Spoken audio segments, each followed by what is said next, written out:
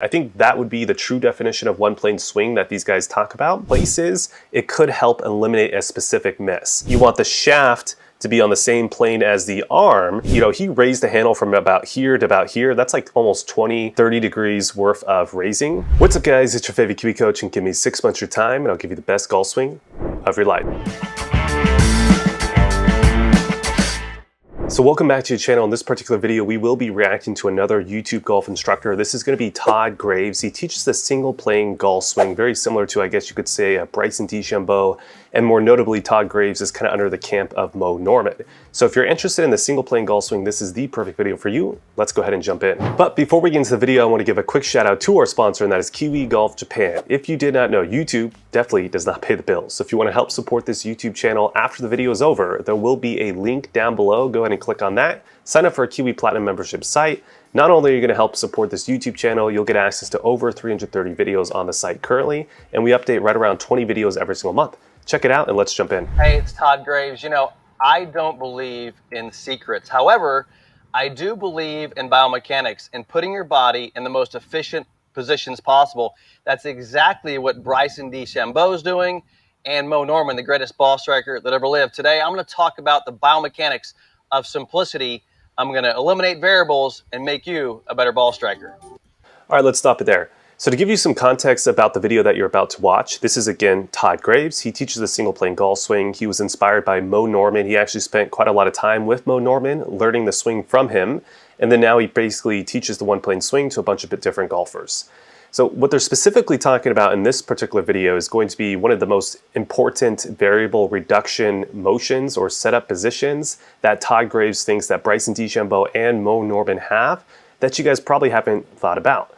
So let's go ahead and get to some of the major points first. Once we start to get past those points and I react to them, I do have some very important information when it comes to the single plane golf swing. I don't think it actually exists. So we'll get to that part at the very end of the video. But for now, let's go hop into his points and I'll start to react to them. Hey, you know, I don't believe there's secrets to the golf swing, but I do believe that there are positions you can put your body that eliminate variables. What I mean by that is the golf swing's moving quickly. You're moving your body rotationally.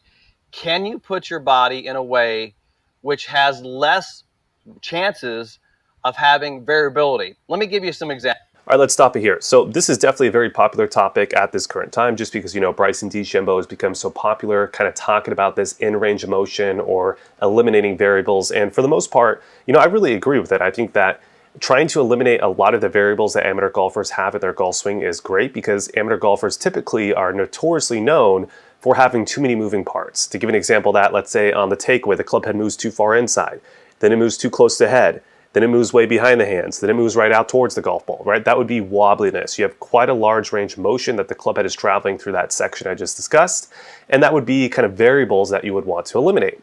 So what Todd is about to talk about here is he's going to be talking about how can I set up my body in certain positions? How can I move my body to where I'm actually going to eliminate those variables by placing the body at in-range motion positions so that I can then eliminate those variables. Let's get to some of the major points.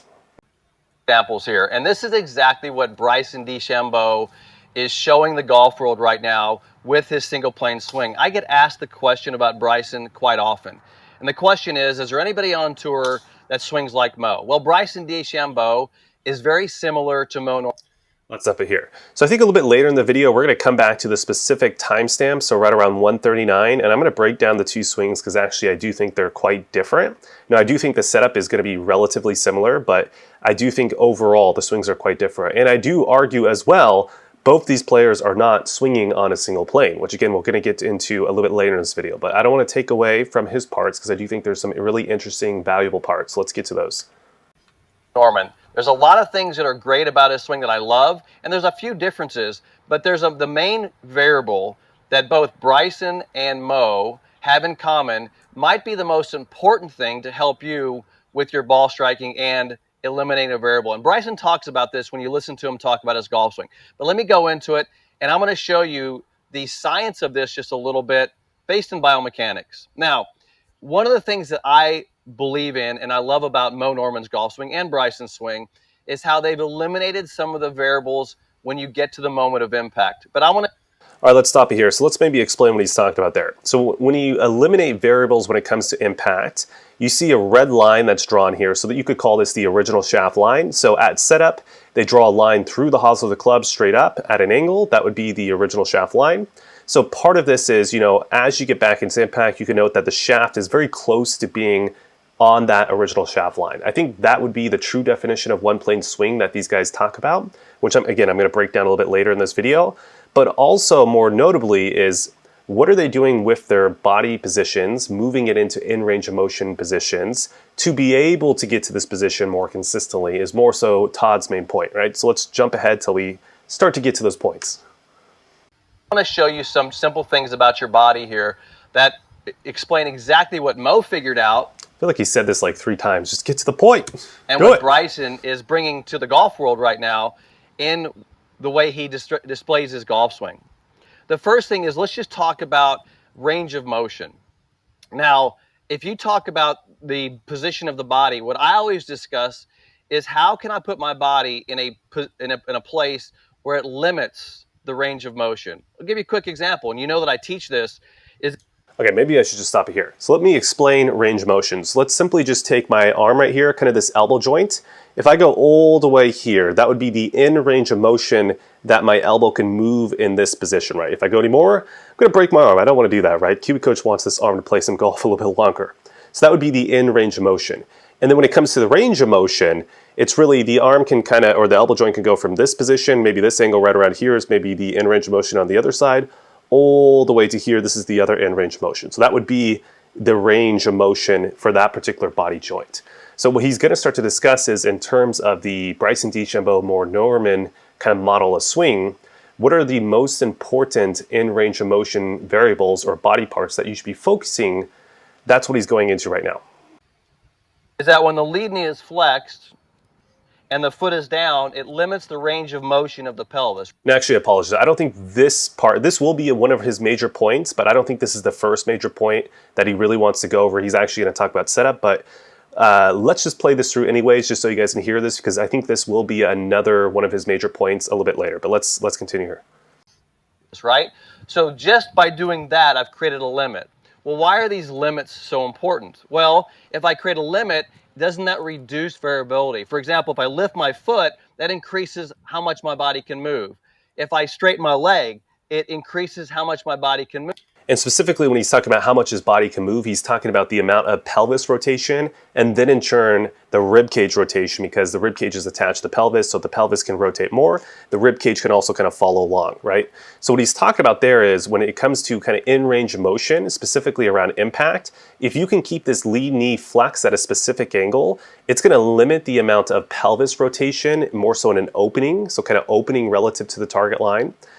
And that's going to potentially eliminate variables. Again, this is his opinion, not mine, but that's exactly what he's talking about right there. Move. So if I can put the body into a limitation, then I can become more consistent. That makes a lot of sense, right?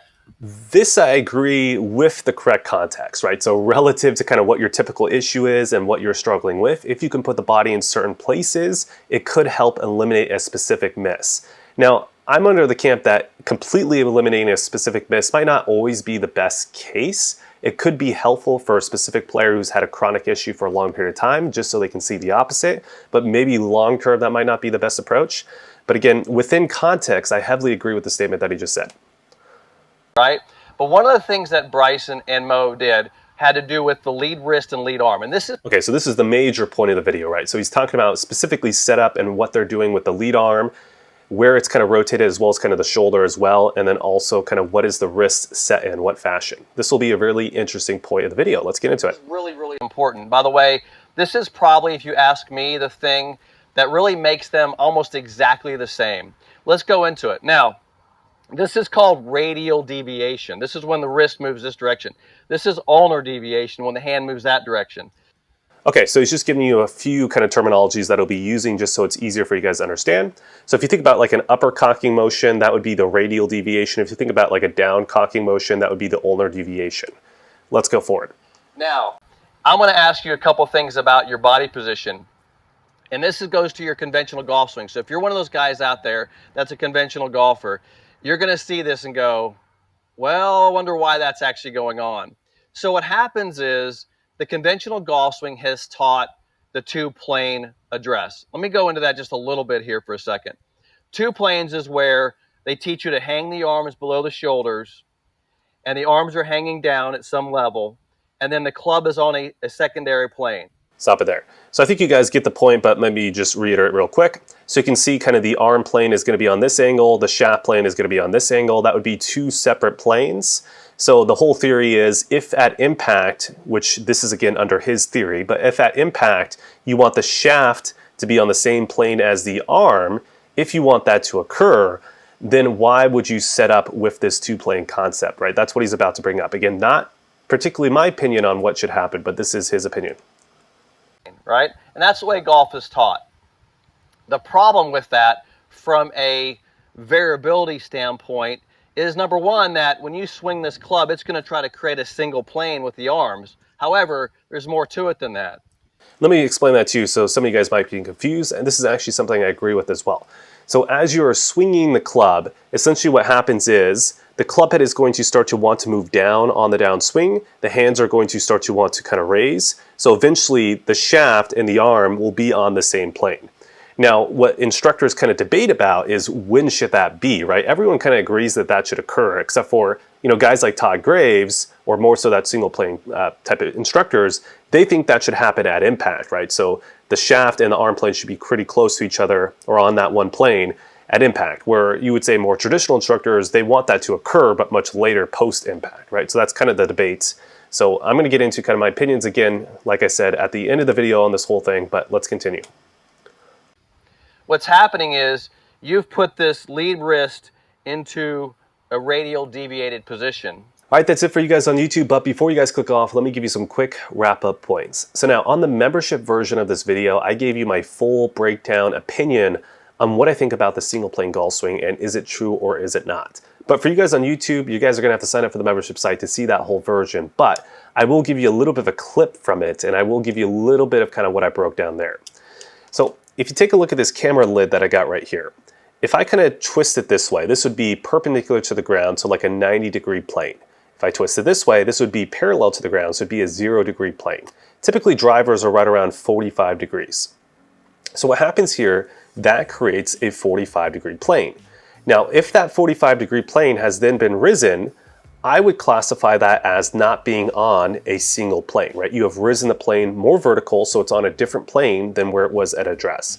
If you lower it, same thing, you're on a different plane than it was at address. If you twist it a little bit more horizontal or a little bit more vertical, those would also be different planes than it was at address.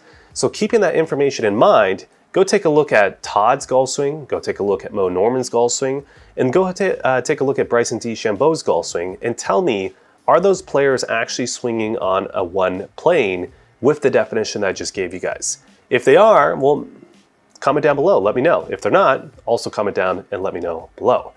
Other than that, what I want you guys to go ahead and do is make sure to sign up for that Kiwi Platinum membership site. It really helps support this YouTube channel. Make sure to like, comment, subscribe, share all that good stuff, and I'll see you guys in the next video.